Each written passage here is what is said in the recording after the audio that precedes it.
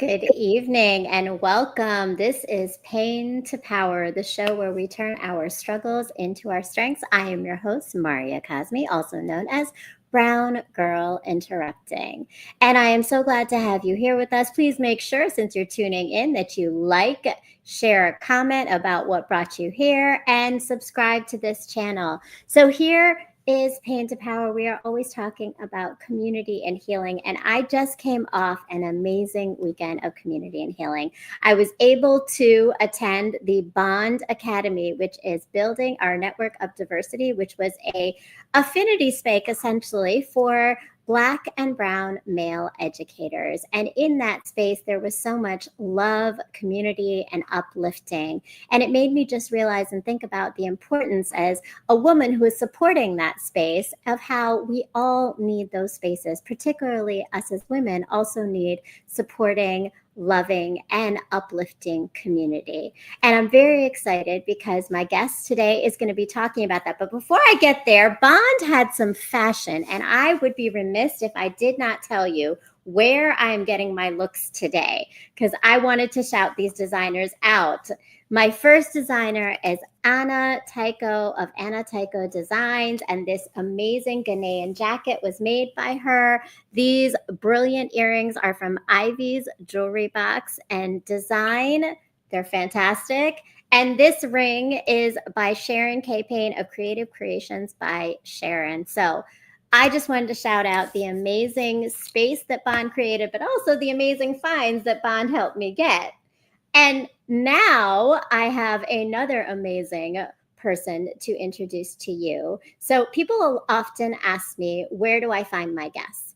Sometimes I find them, sometimes they find me. This one was actually introduced to me by a good friend and my photographer, Jean Sizemore, who was a common friend, connected us both together. And on my trip to St. Thomas, as I am rushing to get to the airport, I made a very special visit to meet with Miss Laura Castillo. Now, let me tell you about Laura, because she is an energy and a vibe. And as you know what traveling is like, right, y'all? We are rushing to get from one place to the next. The second I was in Laura's presence, I was no longer rushing. I was at peace. I was in this space of just feeling at ease and in this feminine softness, because that is what Laura does. Laura is a tantric alchemy guide who is bringing us to our divine feminine embodiment and modern tantra for midlife women. Yes, ladies, midlife women. That's an important stage. And many of us are there, and many of us are trying to reclaim our power within it. So please welcome my guest, Laura Castillo. Thank you, Maria. Thank you for that beautiful introduction. Hello from the Caribbean, from St. Thomas, the U.S. Virgin Islands. Thank you so much. I love that you are here with us from the islands and being able to share your story. So how are you doing this evening? I'm doing great. I had a virtual ceremony today, got into nature. It was rainy today. The weather here is beautiful all year long, as you can imagine. And I've got a beautiful view of the ocean. The island's super small, as you know from visiting. It's Yes, 13 miles. Very, very small. You can get from one side to the other in about 45 minutes. So yeah, to be able to see the ocean, and it's carnival here in St. Thomas. So there's a whole different energy. A lot of people come back home to the island. The music, the carnival vibe is in full effect here.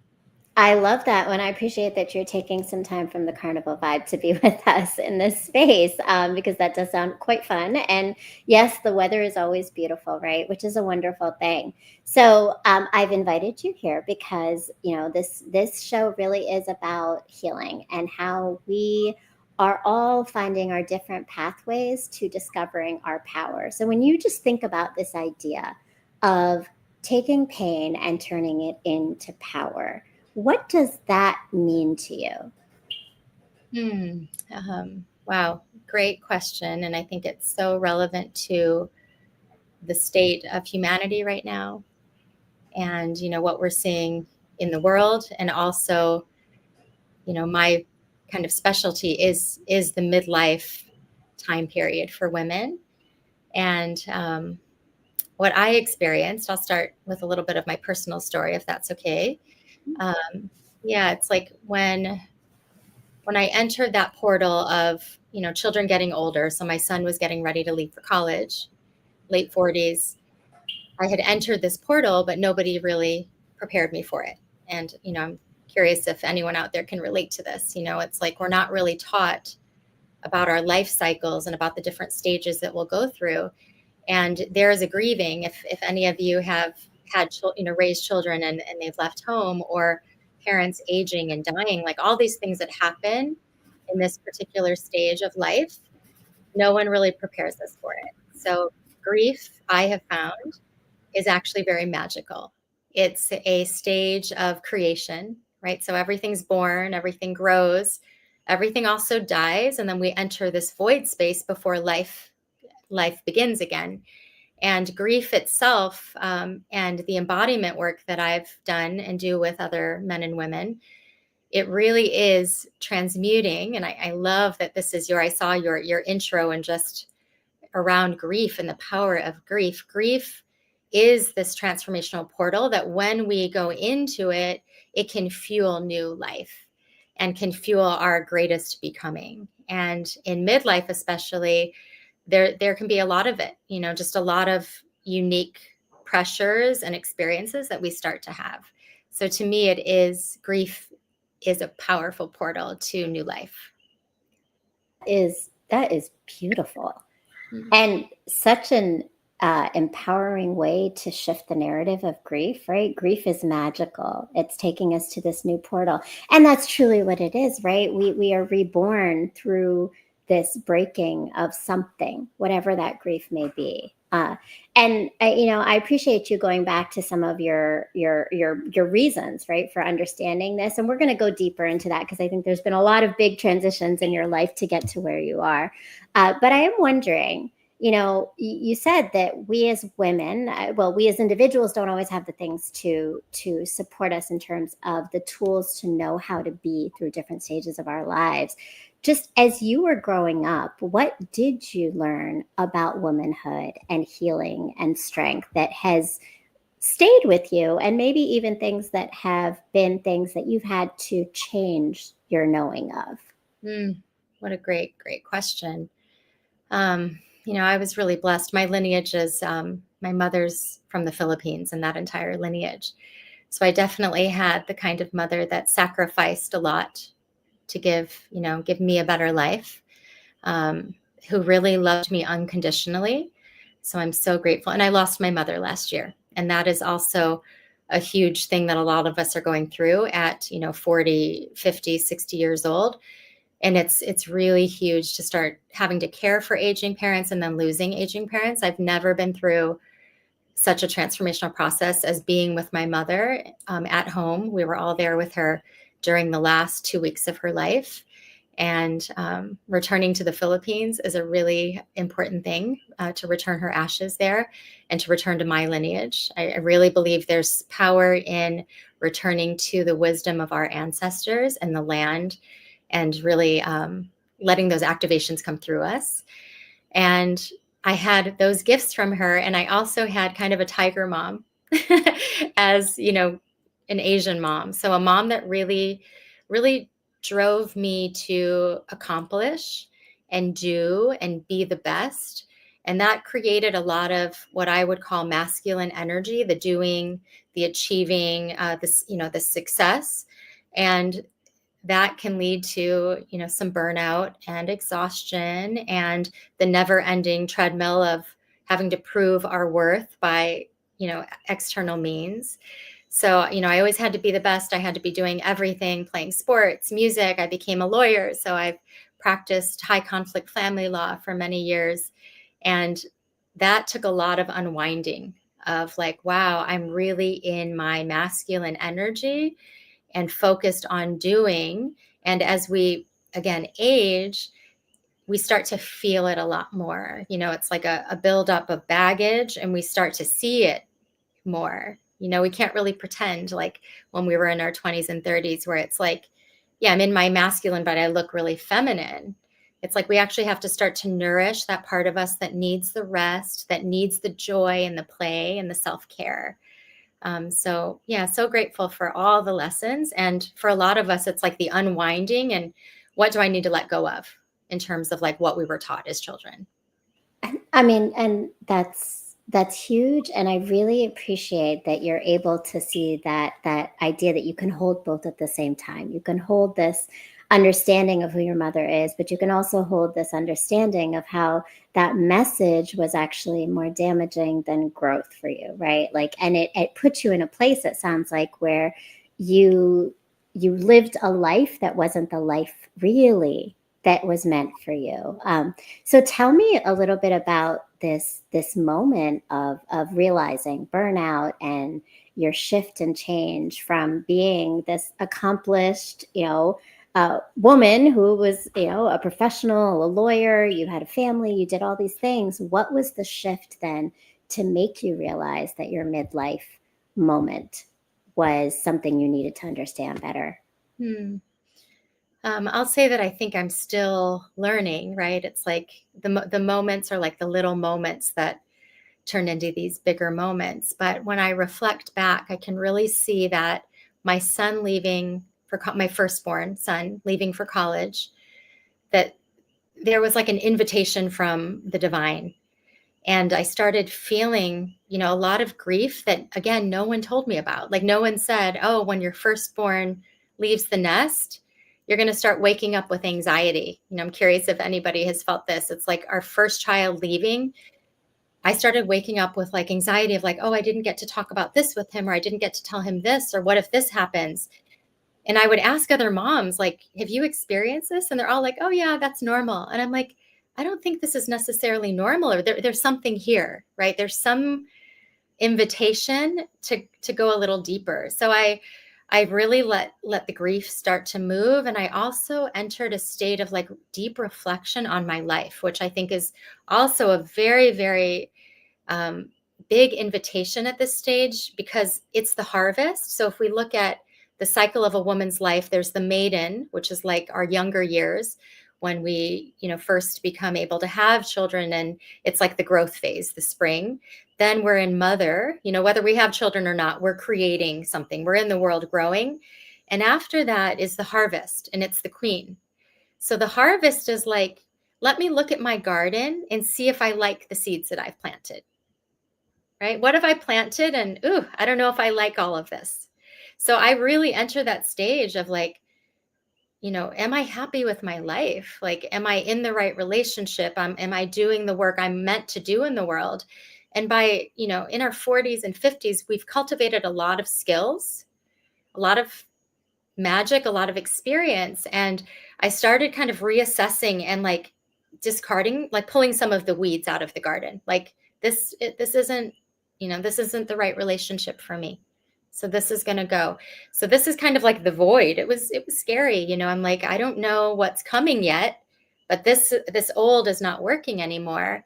And, I had maybe an unusual experience, but maybe not, because I feel like more and more people I know are having these like awakenings. But when I started to enter these deep layers of grief, I actually had like a gift of like a spiritual awakening, and a lot of feminine energy entered my body.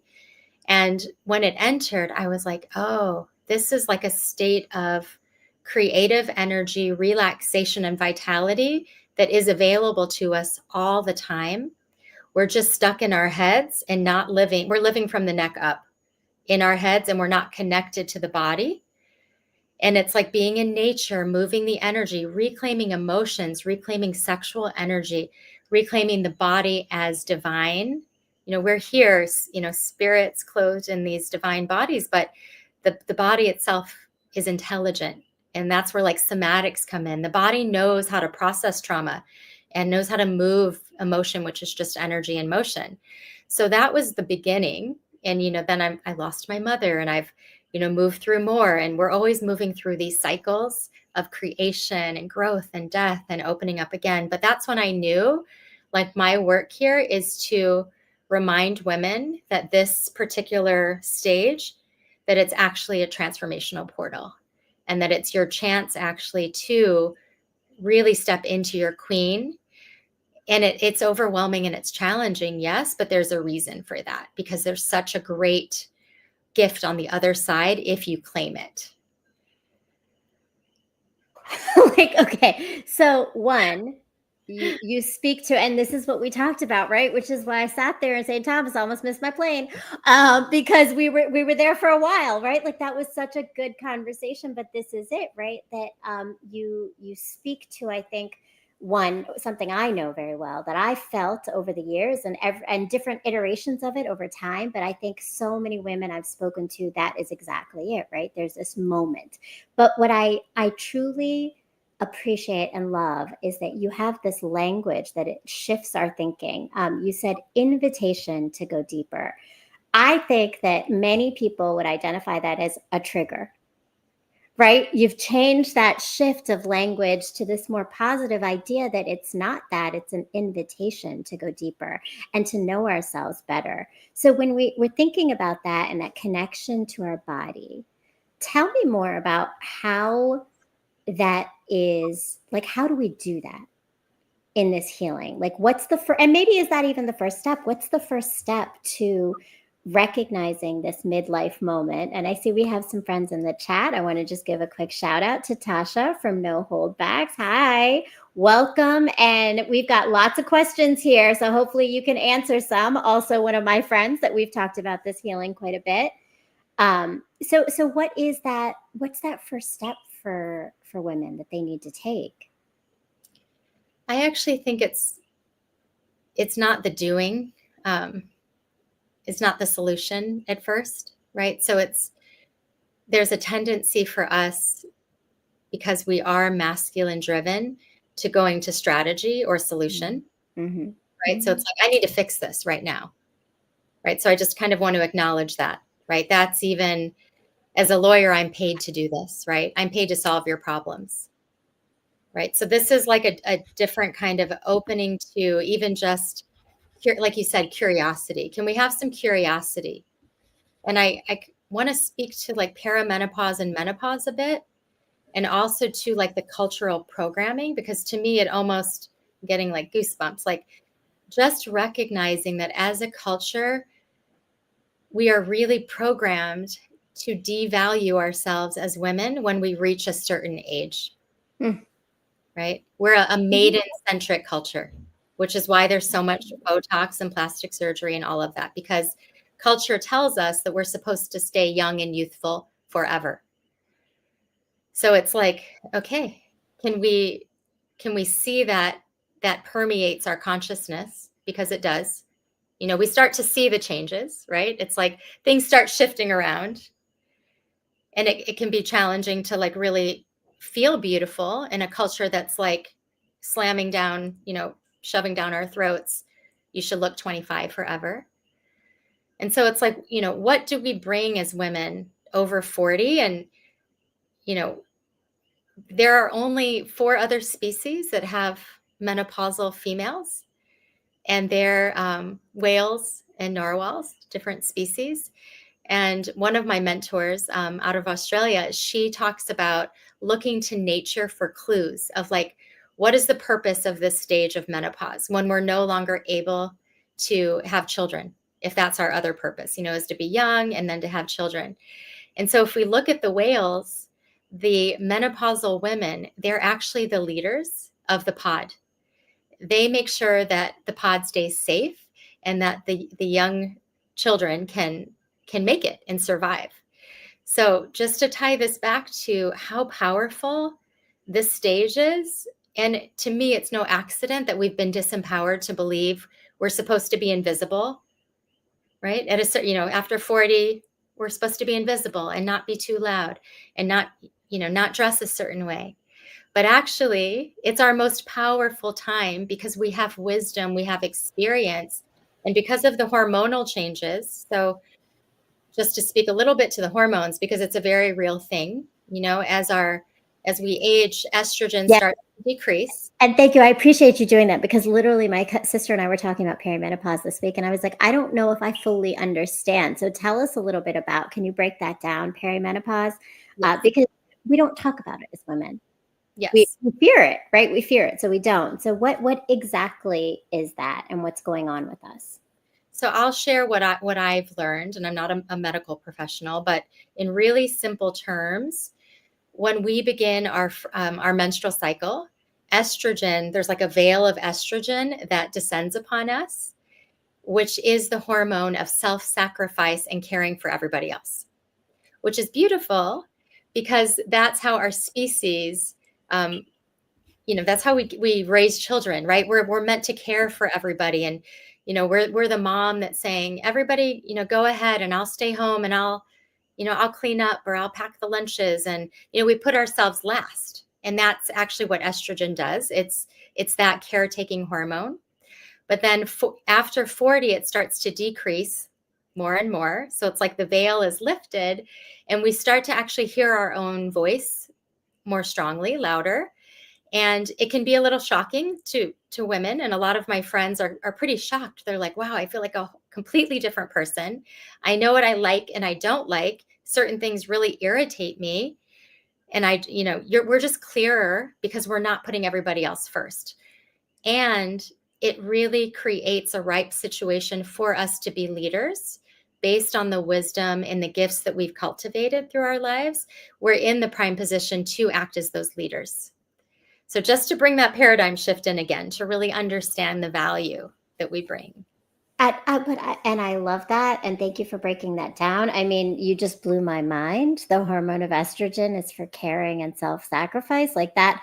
And that makes so much sense. And now I'm almost wondering yes, we realize that, because I see so many women in their 40s. That's the let them stage. That's the I don't give a F anymore. Like, it's all the things, right, that women start to say in their 40s and 50s that make them feel so much more empowered, right? Like, but the fact that there's this hormonal connection to it is so interesting. And I saw Dialogic just said, right, like this is really interesting, right? Like but I'm wondering, because it's also like you have to also take into consideration that as we're going through these shifts, and I wonder how much this comes into play in your conversations with others, those shifts impact the people around us, because that estrogen has worked very well for our children and our spouses and our relationships and even our work sometimes, right? Self-sacrifice, nurturing, care. And when we pull that back, there's a reaction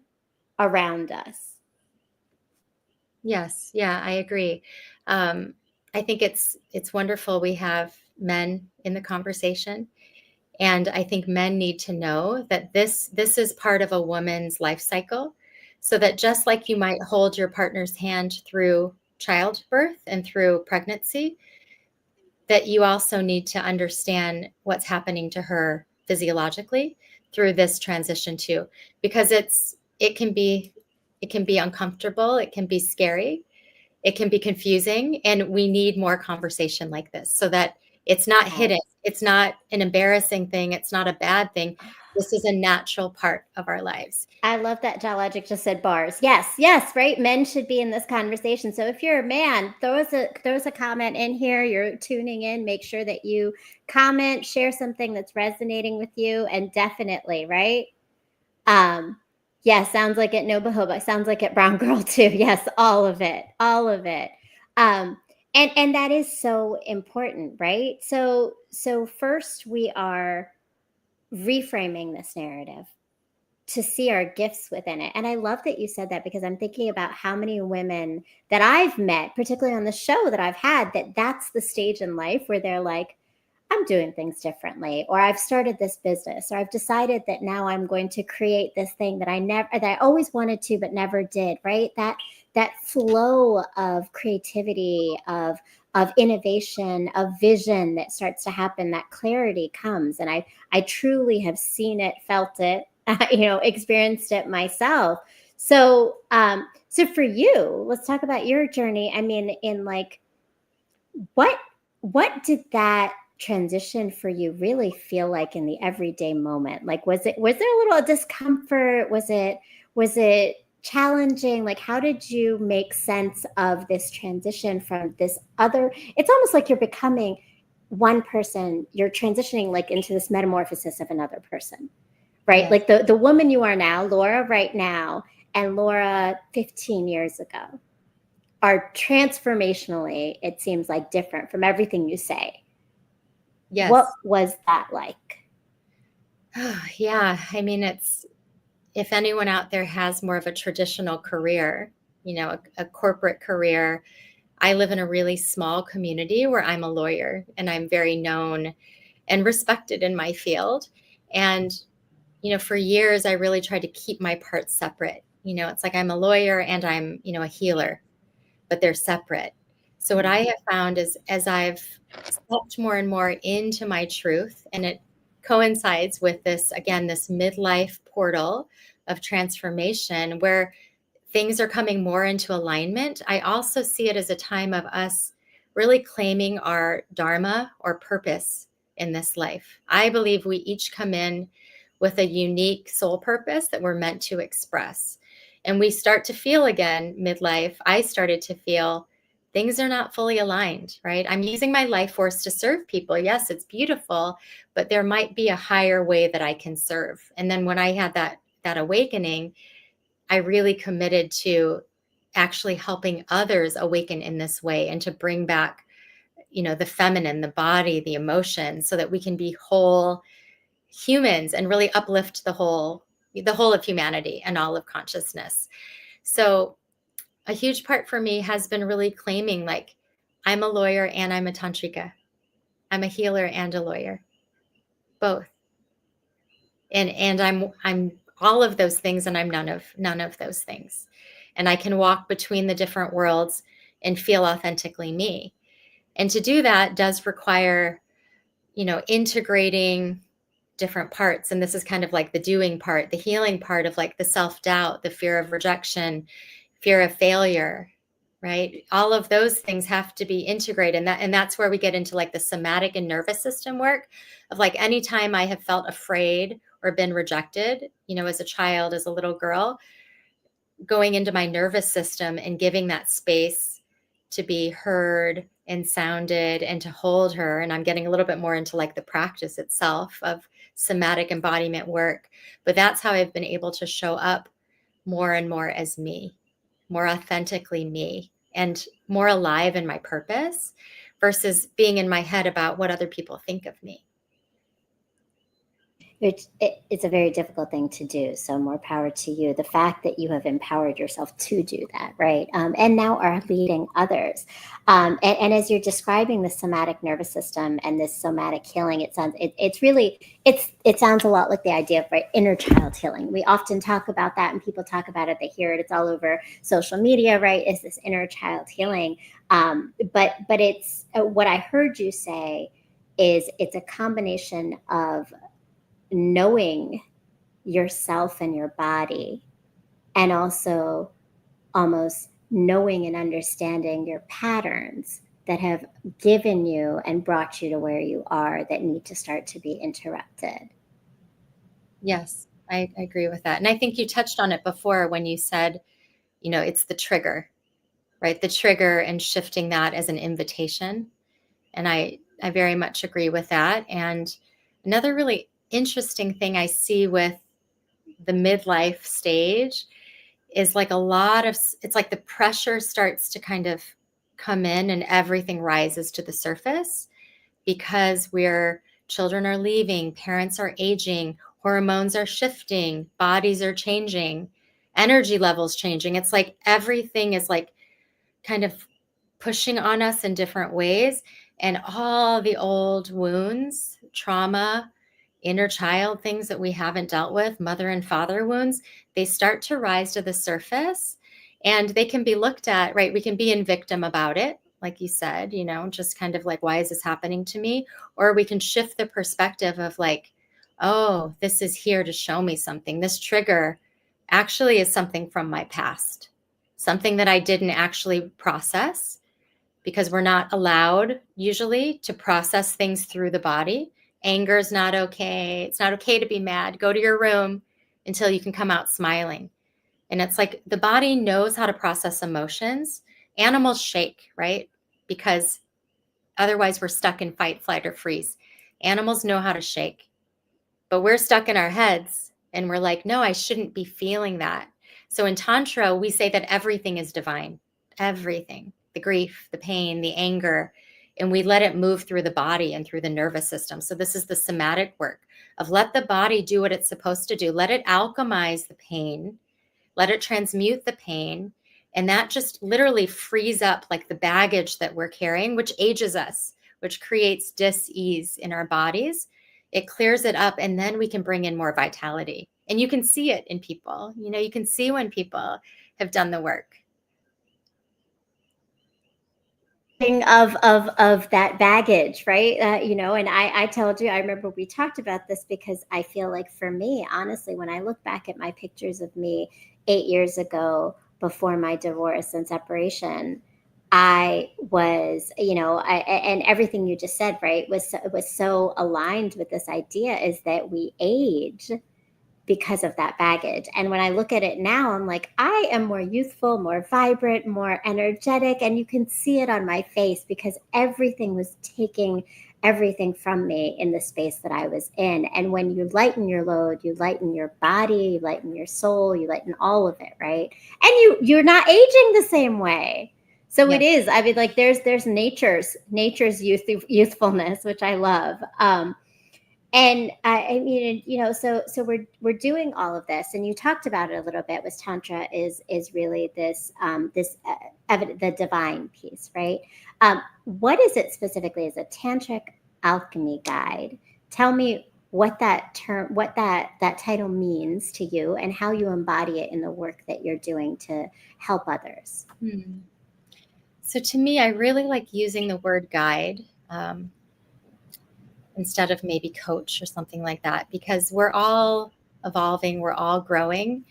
And I feel like what I'm actually doing is helping each person remember the wisdom inside of themselves. So I'm just, you know, taking you on a journey back home to yourself, which is also, I think, one of your, I saw in your intro, Yeah.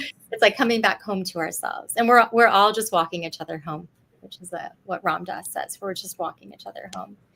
And Tantra to me is really, truly the embodiment of moving with life, of allowing all to be divine, of allowing, instead of being in a box of avoiding pain and seeking pleasure, we actually recognize that in a human experience, we're going to experience all of creation. And that when we allow both pain and pleasure, frustration, anger, and bliss, that the depth of what we can feel expands. It's just holding sensation in the body. How much pleasure can I hold? How much pain can I hold? Because we are in a human form, and we're part of the creative world. And, you know, alchemy to me is the transformation process. The body knows how to transform emotion. It's just energy in motion. The body is the alchemical pot within which we can transform any emotion, any pain into something beautiful. And when we do that, that's when aliveness flows, when we're moving with where the energy is taking us instead of resisting. Because what most people do is they resist. Like, what would life look like if we didn't resist whatever was right in front of us? And that's maybe a big ask, but I mean, just we're all resisting something, right? At some point, whether it's just, I don't know, even, you know, difficult conversation, or we just wish somebody would act differently. Our child, I wish my son would just, you know, pick his things up the first time, you know? So it's like, what would happen if instead of resisting the frustration, resisting the pain, we actually welcomed it and allowed it? So that's where the alchemy happens. And that is Tantra. Tantra is like the welcoming of all emotions to move through the body. I love that. And thank you for breaking all that down. Each word, I think it gave such an idea of one, where your foundation of this work comes from, right? And your goal of what it is for everyone else. It's this facilitation of growth, not coaching, but helping everyone to independently become their own healer, right? Through understanding themselves. So with that, you know, I'm just wondering, and not that this is the only thing, but you're living in lovely St. Thomas with wonderful weather, and it's a little bit easier maybe to sometimes feel that peace. But what do you say to others? Because I'm sure some people ask, right, how do I get to this this movement with life in the midst of living life, right? I've got 4 kids. I work a really stressful job. I have a commute that's busy. Whatever it is, that we all are still living life. So oftentimes I think this idea is that, well, how could I possibly do that? Because I don't have that space, or I don't have that freedom to do that. What do you say to that? And what would you say is the way that we can still have that to move through life the way we need to? I would say a couple of things. I mean, one is really understanding that when we fill ourselves up first, that we uplift everyone in our families and communities. It's like the oxygen mask example, but it's really, really true. It's like when we, even taking 10, 15 minutes to first nurture self, to maybe just put the hands on the body and close the eyes to say, how am I feeling today? Yeah, I'm feeling really sad. And like allowing that to be okay. Allowing whatever is there to be there with loving presence. Just giving yourself that time first. We uplift, we have more presence, right? We have more presence with our spouse or partner, presence with our children, our employees, versus reacting. So it's like really starting with an internal framework of, here's my anchor, here's my presence, and let me now move out from this place instead of waking up and being, reactive. I love that. And I saw Tasha wrote, just like on the airplane, right? Put your oxygen mask on first, right? Just like that. Yes. And it's a mindful moment. But I think what's really important is that oftentimes people hear, take a mindful moment, take a mindful moment. And if you don't know the why for that mindful moment, it can seem like just a performative check off the box, right? Okay, I breathed, right? Like I stopped, I did the breathing, I did the box breathing, and now I'm going to just go back to what it is. What you just said is very different. You said take 10 to 15 minutes to nurture yourself. I'm not just taking a mindful moment. I'm taking a moment that is entirely about me, knowing me. And I've actually started this. I have. It's not in its best way, but I've realized, just like every day when I get in the car and I'm on my way to wherever I'm going, I turn off everything and take those 10 minutes, right? So it doesn't have to be, and I'm giving this to all of you as well, is it doesn't have to be in the quiet serenity of a candlelit room. Sometimes it's literally just on your drive. Open the windows, let the air, so you have a little connection to nature, and take that 10-15 minutes to just, what do I need right now? What am I feeling right now? What am I thinking right now? And allow for it, because I do agree that it's that mindful moment with intention and purpose. And I saw some more chats and questions and comments coming up. Tasha says, I tell my clients, give yourself and others grace. Yes. And Tasha does. She talks about that all the time. Yep. Take that time to acknowledge you, knowing it's okay to not be okay. Absolutely. Right. So that nurture yourself allows you to then be present for others. Yes. I love that. I want to throw one other out that's maybe a little more unusual, perhaps for the audience. So another practice that can be life-changing is an adrenaline release practice. So when we are in a state of fight or flight, which most of humanity is living in a state of fight or flight, right? So again, it's like something triggers us. There's a stress response, and our nervous system goes into fight, flight, or freeze. The mind says, it's not okay to be mad. It's not okay to cry right now. It's not safe to be in my body. And, for many of us, it has not been safe to be in these bodies, and for people of color, it has not been safe for us to be in our bodies, right? I have many clients here in the Caribbean of, lineage, West Indian lineage, and I myself am Filipino, and it's like really understanding the lineage trauma that we carry also, and acknowledging, wow, it hasn't been safe. So as children, we often just left our bodies and froze, or we were in fight or flight. So it's going to show up now as adults. So if we're in fight or flight and we're just holding it, the stress response hasn't had a chance to fully complete itself, the cycle of stress, so that we can return to a state of spaciousness and parasympathetic. So an adrenaline release practice can look like 5 to 7 minutes of putting music on and shaking the entire body, shaking like an animal shakes after being chased and is scared, just shaking off the frustration, shaking the stress, maybe punching the arms in the air like you want to fight, or running the feet like you want to run. So 5 to 7 minutes of shaking, releasing the adrenaline out of the body, and then just putting the hands on the body and just noticing what's there. And there might be some, tears or sadness that come up underneath that. There might just be a release and an exhaustion sometimes too.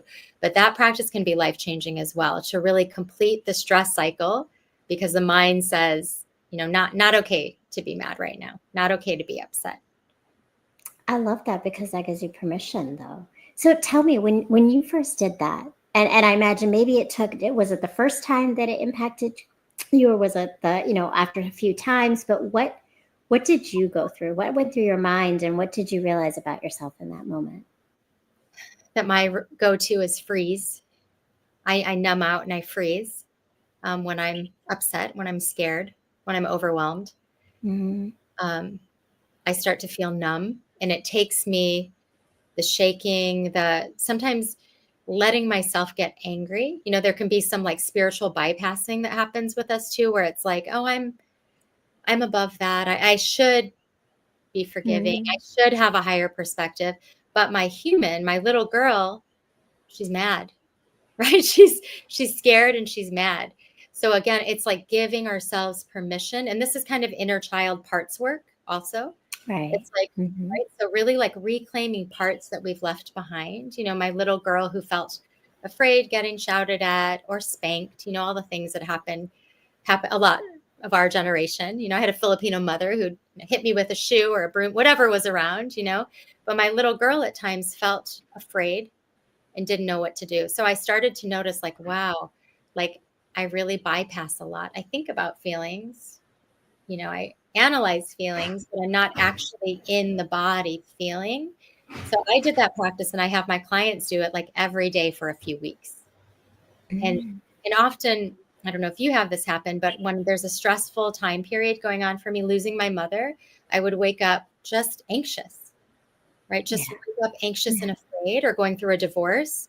So releasing the adrenaline each morning, it can really help bring some calm and really help the nervous system shift. I love the dichotomy of that, right? Releasing the anxious in the morning actually brings you calm, right? So honoring your anxious, honoring your energy, and that adrenaline brings you to calm. It's just like I'm definitely trying it. I will let you know, Laura, how it goes, because yes, I mean, I think that, but that again is like, that's the giving yourself grace, but also giving yourself space. Like, we have to have both. We can't just have one or the other. Colleen Gardner, welcome. Thank you for joining us. You said, I love that your adrenaline release process. Very useful way to keep us in our body and present. Absolutely. So thank you so much. This has been amazing. We're going to talk a little bit more in just a few moments. We're going to go to a quick commercial break. We haven't had a commercial in a while on this show, but I actually have also some work that we are starting. I have developed some 5-course module that is focusing on unlocking our empowerment, on how do we unlock some of those patterns of socialization that have impacted us. So take a moment and look at the commercial, and then I'm going to put the wait list in the chat for you to be able to join for this exclusive course that is going to be launching on May 22nd. Are you feeling lost in life, in yourself? You're not alone. Empowerment Unlocked will help you discover who you truly are. Start your journey today. Link in bio. So link's not in bio, but link is down here to join the waitlist. Please make sure that you're sharing it. And if you want to share it with others, but join me for Empowerment Unlocked starting on May 22nd, and check out that waitlist down here as well in the chat. So Laura, You talk about obviously, and my condolences for your loss of your mother. It is never easy to lose a parent, but I think when you're also the one to caretake for someone, that connection and relationship is a difficult one. But you spent your birthday this year, your 50th birthday, kind of connecting some of these grief pieces to your also this portal, walking through your rites of passage. Can you tell me a little bit about your 50th birthday, the trip that you took, and what it did for you and for the others that you brought with you? Yes, I'd love to. Yeah, turning 50 it's a big number. Again, even if we, even the work I'm doing, the fears, the conditioning that we receive as women, it's present. And so I really felt called to create a rite of passage as an example to other women to really celebrate that 50 isn't the end. Mm. We can really celebrate this, like really marking it consciously, this transition for me from mother into this stage of the harvest or the queen or empress, mage, magician. There's a few different words that people use. So yeah, so I took a group to Egypt and we celebrated me. My mentor held a beautiful ceremony, really honoring and marking, again, conscious. We're always moving through rites of passage as a culture, whether we know it or not. And so a key ingredient of really actualizing our potential is knowing where we are in our life cycle. Where are we? What are the lessons? What have I learned as mother? And what am I calling in? I'm really calling in my sovereign queen now. And again, being that example of we're going to start holding conscious rites of passage and celebrating that there is something unique and special in this time period. And I held one afterwards for a friend of mine who turned 50. So that was very special too. So when I returned, she was like, I really want to have something similar. So I held a ceremony for her, really honoring her and letting her speak. And a lot of what you do here is like healing in community. Mm-hmm. It's so important, like to be witnessed, like to really share our intentions of, what is dying and what are we letting go of and what are we birthing, and to speak it to a group of brothers and sisters and to be held and witnessed and seen. I really believe there's power in the speaking into the circle and being witnessed in rites of passage as well. So it was very powerful. And yeah, it felt really good. It feels really good to be a leader in like reclaiming this as women, reclaiming this time period as one that can be full of life and full of creativity and aliveness and purpose, instead of just fading into the background. And Right, because we're old. That mentality, right? But it's all so much shifting the narrative, shifting those socialized narratives about what it is to be older, to be midlife, to move to the next stages of life. And you mentioned something. You said knowing where we are in our life cycle. So it sounds like body our embodiment practices is one way to know. But what are some other signs or messages or things that we need to be aware of to start to know where we are in our life cycle? Like how would you define that to help us understand that better? Well, I think as women, we can really look at the stage from, our first menstrual cycle into whatever stage we start to feel like, the mother. And this isn't just physical children, right? It's like there's a point in our lives where we start to create something, a business, art. We're like nurturing Mm-hmm. this, whatever it is that we're growing. So we planted the seeds and we're growing it.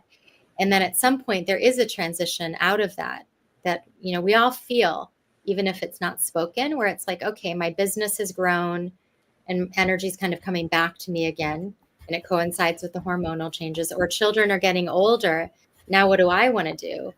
And then the final stage is the wise woman or the crone. So I think maybe the other kind of part of that is also what is unhealed? Like, what have I left behind from my childhood? So the inner child work around sexuality, around mothering. What have I left unhealed or undone, or, relationships that are not healed, because they're showing up in present time. And, the universe gives us all the signs because we'll see them in our current relationships. And again, it's that, what are the triggers, and turning them into invitations. But it's also really key to start doing the inner work and opening up with curiosity to, like, what is this about? So this grief, I just ended a relationship in December, and the grief, so I lost my mother and then ended a relationship. And the grief that has been arising is so, so deep. It's not just about that relationship, right? It's deeper. It's about my father wound. It's about an old wound from childhood. So can I open and create the space? So this is also the feminine. Can I create the space and nurture myself and love myself to actually spend some time? Self-love isn't just, getting our hair done and our nails. Self-love is like also really tending to our hearts and our bodies and our wounds and our trauma, so that we can then expand and be more aligned and empowered to uplift everybody else as well. Absolutely. It really is all those things, right? It's loving ourselves, but knowing ourselves to love ourselves, right? And knowing that it's okay that we didn't always receive what we needed, but we can give it to ourselves at any point when we recognize that gap, right? When we recognize that missing piece that we've been invited to explore. I really am like, I'm loving this language, and I'm taking it with me and holding it, because it's so powerful.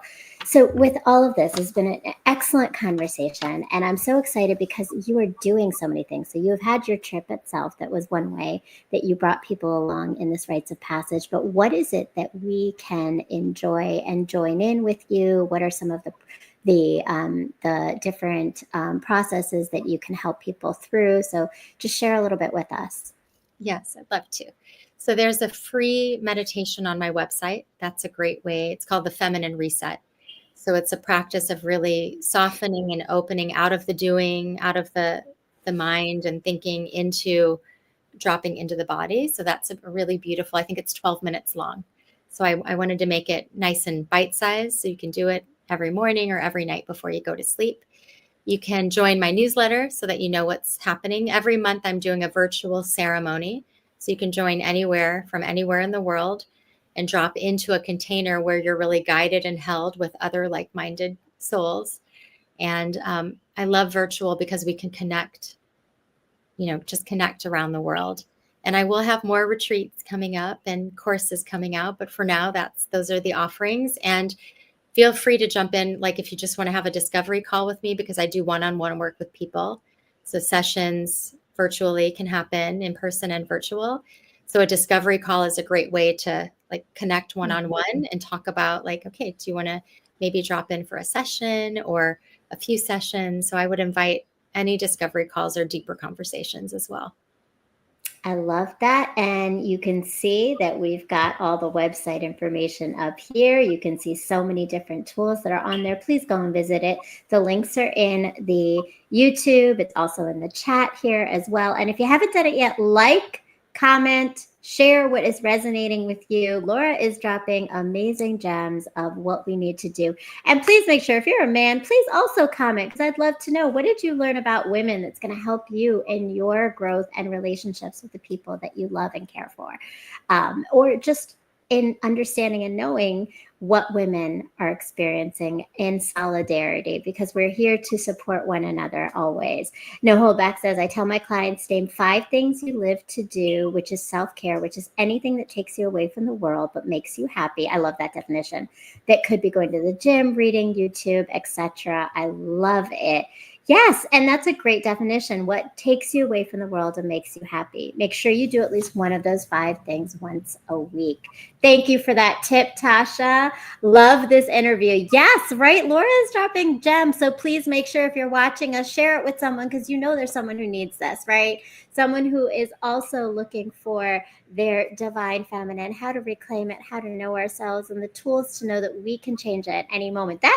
That 12-minute exercise is so perfect. I can't wait to try that. Please make sure that you're all going to do that. Follow Laura follow me, Brown Girl Interrupting. I've been writing more lately. I have 2 posts. I don't know, Laura, if you've read anything that I've been writing about just my own healing and journey. One is called The Dandelion Effect, and the other, oh gosh, I can't remember the other name, but they're all in there. Go and check them out. It's been a minute since I wrote it. Apologies on the grammar. No worries, Tasha. We got you. We got you. And we knew the message anyway. So thank you so much. And I love that you're joining in as the Ranters fam. So, Laura, my last question for you before we start to head out is I am wondering, you've done this work and you spoke on your retreats, which I got to attend, which is quite a gift. And the energy was huge. You had so many people there. What for you has been that moment when you realized you really were starting to make an impact in others' lives? Like you had that one conversation that kind of opened up to help you to know that what you're doing is really what your dharma is. Beautiful question. Yeah, I'll share that like most people, self-doubt can come in, right? It can be like, am I making an impact? Am I doing exactly what I'm supposed to be doing? And anytime I'm in a ceremony or session with a person, I know it's exactly what I'm supposed to be doing. It's like the impact and the result of the person in front of me, the gratitude, the lightness, the joy, the aliveness, what's been released, the eyes shining, the energy coming from the person. It's like any doubts, I'm like, this is exactly what I'm supposed to be doing. So for me, it's not a moment, but it's each time I'm with somebody, just taking them through a process or a session. I love that. Thank you. Thank you. Thank you for your spirit, your energy, what you brought to the space, your knowledge. I can't wait to come to St. Thomas and experience that moment with you because I'll be coming. that is on our plans, right?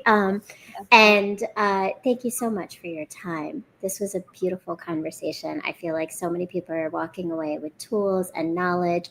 And if you haven't done it yet, go like, subscribe, share a comment on this YouTube channel of what you are taking away from Laura's message and Laura's guidance as the Tantric Alchemy Guide. Thank you so much. Go follow Laura. Follow me, Brown Girl Interrupting. Tune in every Sunday at 8 p.m. on this network, Brown Girl Interrupting, and the iRant Network. And yes, Natasha, we'll make it a girls' trip, girl. I want to go to St. Thomas. Don't we all? And Laura is welcoming us there.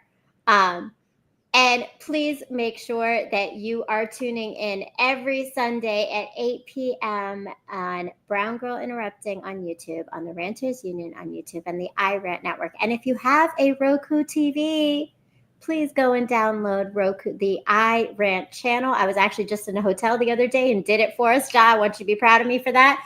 I did. I saw they had a Roku TV, and I added the iRant channel and showed them. Right there is BGI TV, and you can see past episodes as well as other episodes and many other channels and many other amazing people on this network that are sharing stories of growth, of healing, of knowledge building. And a shout out to my amazing producer and good friend, Ja Logic, Mr. M, Mr. Masick. I love it. Thank you so much. We appreciate you. I appreciate you, Laura. Tune in every Sunday, friends, and please make sure to continue to find your community, your healing, and the places you need to uplift yourself and others. Peace, love, and